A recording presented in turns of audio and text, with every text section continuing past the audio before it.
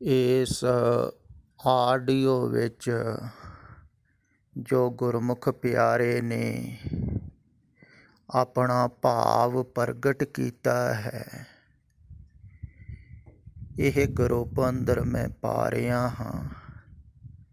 ਤੁਸੀਂ ਵੀ ਸੁਣੋਗੇ ਤੇ ਜ਼ਿਆਦਾਤਰ ਜਗਿਆਸੂਆਂ ਦਾ ਐਸਾ ਹੀ ਭਾਵ ਹੈ। ਇਹੋ ਹੀ ਸਮੱਸਿਆ ਹੈ, ਇਹੋ ਹੀ ਦੁਬਿਧਾ ਹੈ। ਥੋੜ੍ਹਾ ਜਿਹਾ ਖਿਆਲ ਵਿੱਚ ਲਿਓ, ਗੌਰ ਨਾਲ ਸੁਣਿਓ ਪਹਿਲਾਂ, ਫਿਰ ਜਵਾਬ ਸੁਣਿਓ।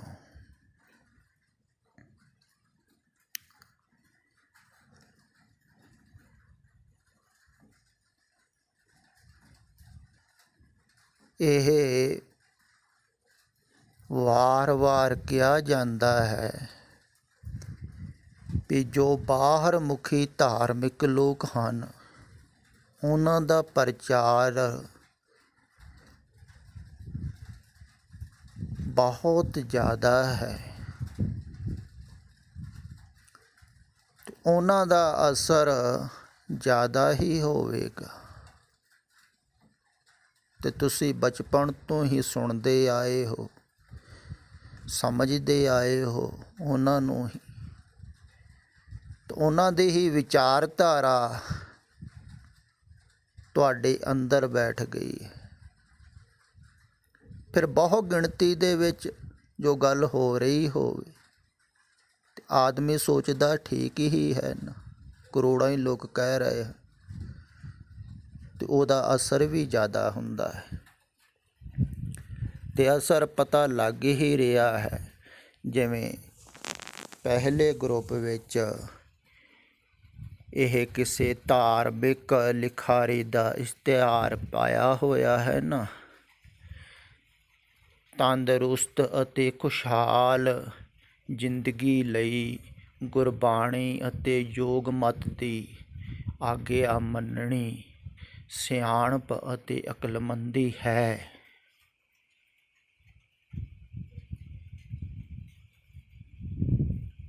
ਇਹ ਕਹਿੰਦੇ ਗੁਰਬਾਣੀ ਅਤੇ ਯੋਗ ਮਤ ਦੀ ਆਗਿਆ ਮੰਨਣੀ ਕਾਹਦੇ ਵਾਸਤੇ? ਖੁਸ਼ਹਾਲ ਜ਼ਿੰਦਗੀ ਤੇ ਤੰਦਰੁਸਤੀ ਵਾਸਤੇ। ਤੇ ਧਾਰਮਿਕ ਲੋਕ ਇਹੋ ਹੀ ਕਹਿ ਰਹੇ ਹਨ, ਇਹੋ ਹੀ ਸਮਝਾ ਰਹੇ ਹਨ ਲੋਕਾਂ ਨੂੰ। ਜੋ ਕਿਹਾ ਗਿਆ ਹੈ ਇਸ ਇਸ਼ਤਿਹਾਰ ਵਿੱਚ ਤੁਸੀਂ ਪੜ੍ਹ ਕੇ ਦੇਖਿਓ, ਐਸਾ ਹੀ ਉਪਦੇਸ਼ ਹੋ ਰਿਹਾ ਹੈ ਵੀ ਅਗਰ ਖੁਸ਼ਹਾਲ ਜ਼ਿੰਦਗੀ ਚਾਹੁੰਦੇ ਹੋ, ਚੰਗੀ ਲਾਈਫ ਚਾਹੁੰਦੇ ਹੋ,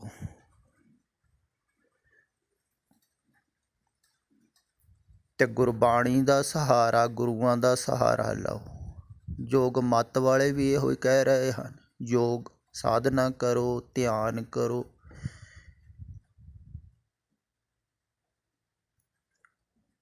ਵਿਪਸਨਾ ਕਰੋ। ਕਿਉਂ ਕਹਿ ਰਹੇ ਹਨ? ਮੈਡੀਟੇਸ਼ਨ ਕਰੋ ਵੀ ਤੰਦਰੁਸਤੀ ਜੀਵਨ ਵਾਸਤੇ, ਵਧੀਆ ਜੀਵਨ, ਖੁਸ਼ਹਾਲ ਜੀਵਨ ਵਾਸਤੇ ਗੁਰਬਾਣੀ ਦਾ ਸਹਾਰਾ ਲਓ। ਸੁਖਮਨੀ ਸਾਹਿਬ ਜੀ ਦੇ ਵਿੱਚ ਵੀ ਲਿਖਿਆ ਹੈ ਨਾ, ਸਰਬ ਰੋਗ ਕਾ ਔਖਦ ਨਾਮ। ਨਾਮ ਕੀ ਹੈ? ਧਾਰਮਿਕ ਲੋਕ ਕਹਿੰਦੇ ਹਨ ਵੀ ਪਾਠ ਕਰੋ।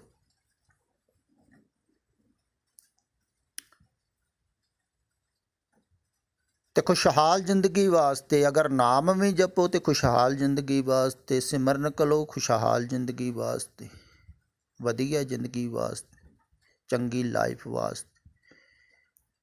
ਐਸਾ ਹੀ ਖਿਆਲ ਇਸ ਗੁਰਮੁਖ ਪਿਆਰੇ ਨੇ ਵੀ ਪ੍ਰਗਟ ਕੀਤਾ ਹੈ ਨਾ।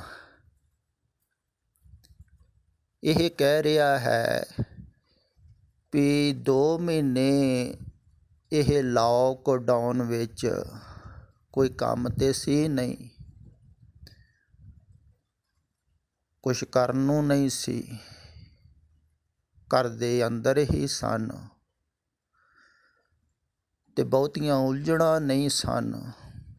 ਤੇ ਕੁਛ ਕੁ ਐਸੇ ਗੁਰਮੁਖ ਪਿਆਰੇ ਜੈਸਾ ਇਹ ਹੈ ਸੂਝਵਾਨ, ਥੋੜ੍ਹੇ ਜਿਹੇ ਸ਼ਾਂਤ ਹੋਏ, ਜਿਹੜੇ ਸੁਣ ਰਹੇ ਸਨ, ਸਮਝ ਰਹੇ ਸਨ, ਉਹਨਾਂ ਨੂੰ ਸ਼ਾਂਤੀ ਮਿਲੀ ਥੋੜ੍ਹੀ, ਪਰ ਸ਼ਾਂਤੀ ਹੀ ਮਿਲੀ ਹੈ। ਇਹ ਗੱਲ ਖਿਆਲ ਵਿੱਚ ਰੱਖਣੀ ਹੈ। ਆਨੰਦ ਨਹੀਂ ਮਿਲਿਆ। ਤੁਸੀਂ ਕਹਿ ਰਹੇ ਨਾ ਬੜਾ ਹੀ ਆਨੰਦ ਆ ਰਿਹਾ ਸੀ। ਅਗਰ ਆਨੰਦ ਮਿਲ ਜਾਂਦਾ ਨਾ, ਫਿਰ ਦੁਬਾਰਾ ਤੁਹਾਡਾ ਮਨ ਚੱਲਣਾ ਨਹੀਂ ਸੀ। ਇਹ ਤੁਸੀਂ ਮੈਨੂੰ ਧੋਖਾ ਨਹੀਂ ਦੇ ਸਕਦੇ। ਖਿਆਲ ਵਿੱਚ ਰੱਖਿਓ, ਭਾਵੇਂ ਤੁਸੀਂ ਦੂਰ ਵੀ ਬੈਠੇ ਹੋ ਨਾ, ਪਰ ਮੇਰੇ ਬਹੁਤ ਕਰੀਬ ਹੋ ਤੁਸੀਂ। ਤੁਸੀਂ ਧੋਖਾ ਨਹੀਂ ਦੇ ਸਕਦੇ ਵੀ ਅਸੀਂ ਕਹਿ ਦਈਏ ਬੜਾ ਆਨੰਦ ਆ ਰਿਹਾ ਸੀ। ਨਹੀਂ ਆ ਰਿਹਾ ਸੀ ਤੁਹਾਨੂੰ ਆਨੰਦ। ਹਾਂ, ਥੋੜ੍ਹਾ ਜਿਹਾ ਜਦੋਂ ਮਨ ਸ਼ਾਂਤ ਹੋਵੇ ਤੇ ਸੁੱਖ ਮਿਲਦਾ ਹੈ।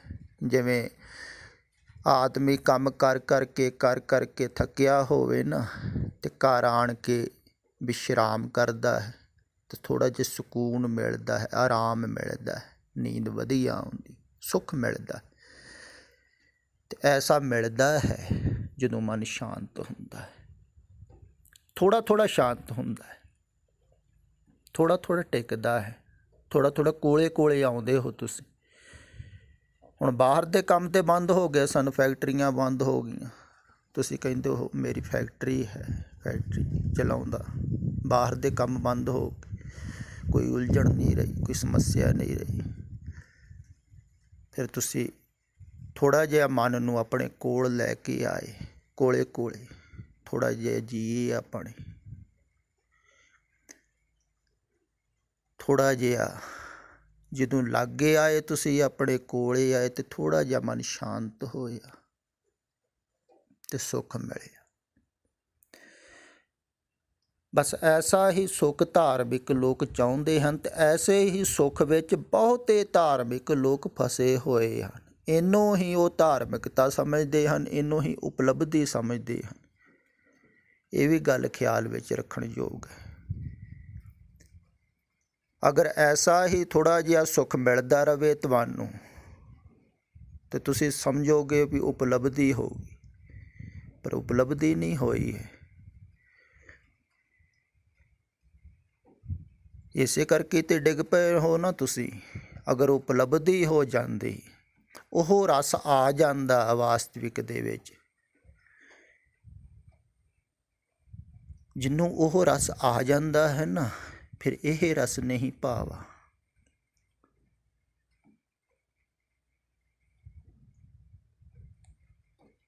ਤੁਸੀਂ ਕਿਹਾ ਹੈ ਨਾ ਵੀ ਕੁਛ ਨਾ ਕਰੋ ਨਾ,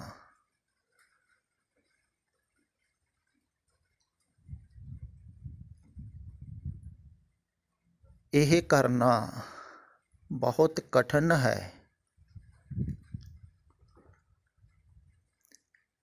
ਕੁਛ ਵੀ ਕਰੋ ਨਾ, ਮੈਂ ਤੁਹਾਨੂੰ ਕਿਹਾ ਸੀ ਵੀ ਇਹ ਮਹਾਂ ਮੰਤਰ ਹੈ, ਤੁਹਾਡੇ ਖਿਆਲ ਵਿੱਚ ਹੋਵੇਗਾ। ਤੇ ਤੁਸੀਂ ਘਰ ਦੇ ਵਿੱਚ ਬੈਠ ਕੇ ਕੁਛ ਵੀ ਨਹੀਂ ਸੀ ਕਰ ਰਹੇ, ਤੇ ਤੁਹਾਨੂੰ ਲੱਗਦਾ ਹੈ ਵੀ ਹੋ ਗਿਆ। ਕੁਛ ਵੀ ਨਾ ਕਰੋ, ਨਹੀਂ ਹੋਇਆ। ਨਹੀਂ, ਅਗਰ ਹੋ ਜਾਂਦਾ ਹੈ ਨਾ, ਤਾਂ ਉਹਦੇ ਵਿੱਚ ਐਸਾ ਰਸ ਹੈ, ਐਸਾ ਸਕੂਨ ਹੈ, ਫਿਰ ਆਦਮੀ ਉਹਨੂੰ ਛੱਡਦਾ ਨਹੀਂ ਹੈ। ਕੁਛ ਨਾ ਕਰਨ ਨੂੰ, ਕੁਛ ਕਰਨ ਦੇ ਵਿੱਚ ਲੱਗਦਾ ਨਹੀਂ ਹੈ। ਜਿਵੇਂ ਸੁਖਮਨੀ ਸਾਹਿਬ ਜੀ ਦੇ ਵਿੱਚ ਹੈ ਨਾ, ਸੁਖਮਨੀ ਸੁਖ ਅੰਮ੍ਰਿਤ ਪ੍ਰਭ ਨਾਮ, ਭਗਤ ਜਨਾਂ ਕੇ ਮਨ ਵਿਸ਼ਰਾਮ। ਉਹ ਜਿਹੜੀ ਵਿਸ਼ਰਾਮ ਅਵਸਥਾ ਹੈ ਨਾ, ਉਹ ਹੈ ਕੁਛ ਨਾ ਕਰਨਾ। ਅਗਰ ਉਹ ਮਿਲ ਜਾਵੇ ਨਾ ਕਿਸੇ ਨੂੰ, ਫਿਰ ਉਹ ਕਰਤਾ ਭਾਵ ਦੇ ਵਿੱਚ ਨਹੀਂ ਉਤਰਦਾ ਹੈ। ਜਿਹਨੇ ਕਰਤਾ ਭਾਵ ਨੂੰ ਛੱਡ ਦਿੱਤਾ, ਛੱਡਣ ਦਾ ਇੰਨਾ ਜ਼ਿਆਦਾ ਆਨੰਦ ਹੈ ਨਾ,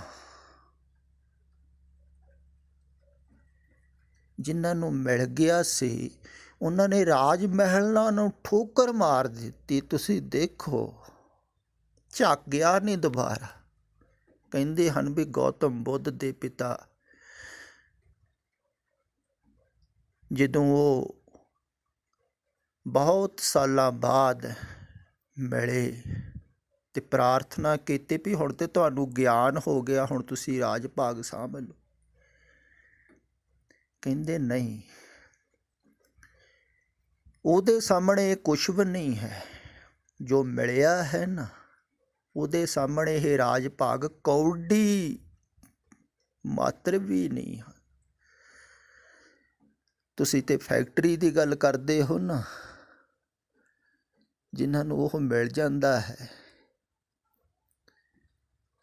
ਉਹਨਾਂ ਨੂੰ ਤੁਸੀਂ ਸੰਸਾਰ ਦੀ ਕੁਛ ਵੀ ਚੀਜ਼ ਦੇ ਦਿਓ, ਉਹਨਾਂ ਨੂੰ ਭਰਮਾ ਨਹੀਂ ਸਕਦੇ। ਸਾਰੀ ਸੰਸਾਰ ਦੀ ਜਾਇਦਾਦ ਵੀ ਦੇ ਕੇ ਨਹੀਂ ਭਰਮਾ ਸਕਦੇ।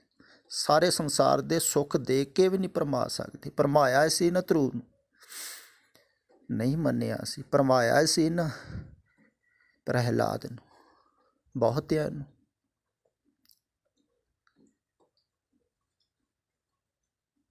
ਵੀ ਰਾਜ ਦੇ ਦਿੰਦੇ, ਚੱਕਰਵਰਤੀ ਸਮਰਾਟ ਹੋ ਜਾਓਗੇ। ਦੇਖੋ, ਉਹ ਸਾਰੇ ਸਮਰਾਜ ਨੂੰ ਛੱਡ ਦਿੰਦੇ ਹਨ। ਉਹਨਾਂ ਨੂੰ ਜਿਹੜਾ ਮਿਲਿਆ ਹੈ ਨਾ, ਉਹਦੇ ਮੁਕਾਬਲੇ ਸਾਰੀ ਦੁਨੀਆ ਦਾ ਰਾਜ ਵੀ ਤੁੱਛ ਹੈ। ਇਹ ਗੱਲ ਖਿਆਲ ਵਿੱਚ ਰੱਖਣੀ ਹੈ ਤੁਸੀਂ।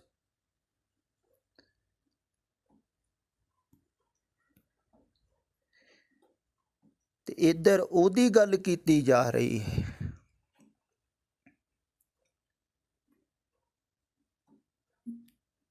ਤੇ ਤੁਸੀਂ ਕਹਿੰਦੇ ਹੋ ਵੀ ਮੈਂ ਦੁਬਿਧਾ ਦੇ ਵਿੱਚ ਹਾਂ, ਵੀ ਇਹ ਸੰਸਾਰ ਛੱਡ ਕੇ ਮਿਲੇਗਾ ਕਿ ਨਹੀਂ ਮਿਲੇਗਾ। ਛੱਡਣਾ ਪਵੇਗਾ ਸੰਸਾਰ।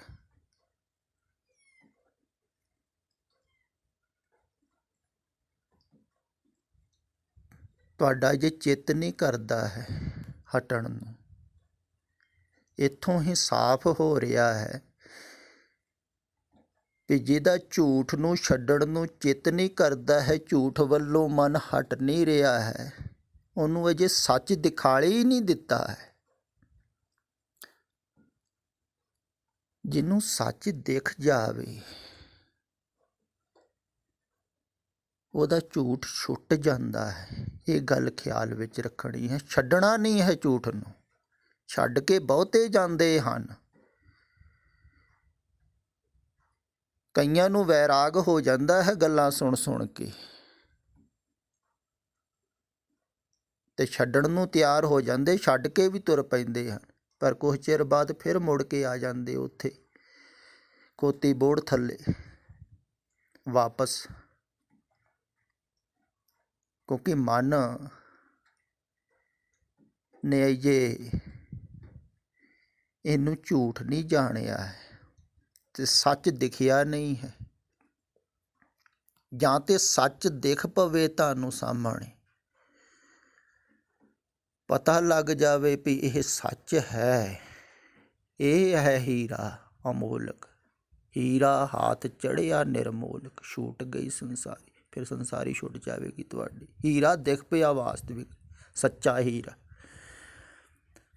ਨਜ਼ਰ ਆ ਗਿਆ ਤਾਂ, ਜਾਂ ਸੰਸਾਰ ਝੂਠ ਲੱਗਣ ਲੱਗ ਜਾਵੇ, ਵਿਅਰਥ ਲੱਗਣ ਲੱਗ ਜਾਵੇ, ਟੋਟਲ ਹੀ। ਇਹ ਹੈ ਗਿਆਨ ਦਾ ਮਾਰਗ।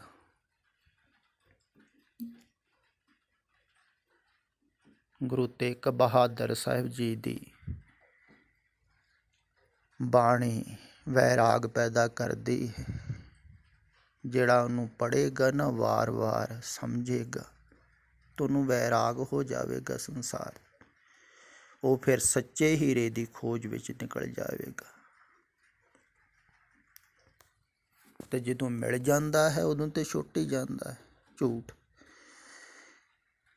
ਫਿਰ ਝੂਠ ਕੀਮਤ ਹੈ ਸੱਚ ਵਾਸਤੇ। ਦੇਖੋ ਕਮਾਲ ਦੀ ਗੱਲ, ਕੀਮਤ ਚੁਕਾਉਣੀ ਪੈਂਦੀ ਹੈ, ਐਵੇਂ ਨਹੀਂ ਮਿਲਦਾ ਹੈ ਸੱਚ। ਇਹ ਕੌਡੀਆਂ ਦੇ ਭਾਅ ਨਹੀਂ ਮਿਲਦਾ ਹੈ। ਖਿਆਲ ਵਿੱਚ ਰੱਖਣਾ ਵੀ ਥੋੜ੍ਹਾ ਜਿਹਾ ਟਾਈਮ ਕੱਢ ਲਿਆ ਅਤੇ ਨਾਮ ਜਪ ਲਿਆ ਅਤੇ ਪ੍ਰਮਾਤਮਾ ਮਿਲ ਜੂਗਾ। ਕਈ ਇਉਂ ਸੋਚਦੇ ਹਨ ਪ੍ਰਮਾਤਮਾ ਵਾਸਤੇ ਥੋੜ੍ਹਾ ਜਿਹਾ ਟਾਈਮ ਕੱਢਣਾ, ਪ੍ਰਮਾਤਮਾ ਵਾਸਤੇ, ਸੱਚ ਵਾਸਤੇ ਥੋੜ੍ਹਾ ਜਿਹਾ ਟਾਈਮ। ਝੂਠ ਵਾਸਤੇ ਸਾਰੀ ਜ਼ਿੰਦਗੀ ਕੱਢਦੇ ਹੋ ਤੁਸੀਂ, ਝੂਠ ਵਾਸਤੇ ਜ਼ਿੰਦਗੀ ਜੀ ਰਹੇ ਹੋ, ਝੂਠ ਵਿੱਚ ਜ਼ਿੰਦਗੀ ਜੀਣ ਦੀਆਂ ਕਾਮਨਾਵਾਂ ਕਰ ਰਹੇ ਹੋ। ਇਹੋ ਲਿਖਿਆ ਹੈ ਨਾ ਲੇਖ ਦੇ ਵਿੱਚ। ਤੰਦਰੁਸਤ ਜੀਵਨ ਚਾਹੁੰਦੇ ਹੋ ਤੁਸੀਂ? ਕਿੱਥੇ? ਸੰਸਾਰ ਦੇ ਵਿੱਚ ਵਧੀਆ ਜੀਵਨ, ਵਧੀਆ ਲਾਈਫ, ਇਹਦੇ ਵਾਸਤੇ ਸਾਧਨਾ ਕਰਨੀ, ਨਾਮ ਜਪਣਾ, ਚਿੰਤਨ ਕਰਨਾ, ਸਿਮਰਨ ਕਰਨਾ। ਇਹ ਪਰਮਾਰਥ ਦਾ ਮਾਰਗ ਨਹੀਂ ਹੈ। ਖਿਆਲ ਵਿੱਚ ਰੱਖਣਾ। ਪਰਮਾਰਥ ਤੇ ਕਹਿੰਦਾ ਹੈ ਵੀ ਜ਼ਿੰਦਗੀ ਜਿਹੜੀ ਹੈ ਨਾ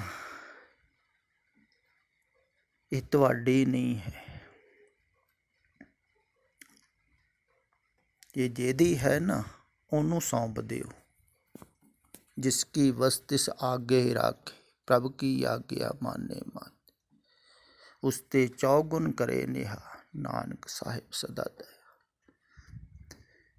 ਜ਼ਿੰਦਗੀ ਵਾਸਤੇ, ਚੰਗੇ ਜੀਵਨ ਵਾਸਤੇ, ਵਧੀਆ ਲਾਈਫ ਵਾਸਤੇ ਮੈਂ ਨਹੀਂ ਕਹਿ ਰਿਹਾ ਤੁਸੀਂ ਚਿੰਤਨ ਕਰੋ, ਸਿਮਰਨ ਕਰੋ, ਪਰ ਧਾਰਮਿਕ ਲੋਕ ਕਹਿ ਰਹੇ ਆ। ਤੁਸੀਂ ਵੀ ਇਉਂ ਸੋਚ ਰਹੇ ਹੋ ਵੀ ਕੰਮ ਧੰਦਾ ਕਰਦੇ ਹੋਏ, ਕਾਰੋਬਾਰ ਕਰਦੇ ਹੋਏ, ਝੂਠ ਨੂੰ ਛੱਡੇ ਤੋਂ ਬਿਨਾਂ ਤੁਸੀਂ ਕਹਿ ਰਹੇ ਹੋ ਸੱਚ ਮਿਲ ਸਕਦਾ।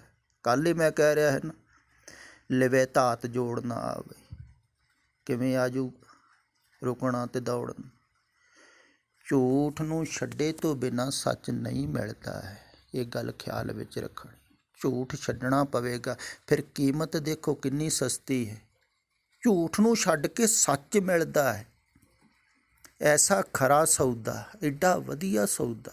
ਝੂਠ ਨੂੰ ਦੇ ਕੇ ਸੱਚ ਮਿਲ ਜਾਂਦਾ ਹੈ, ਅਤੇ ਸੱਚ ਨਹੀਂ ਚਾਹੀਦਾ।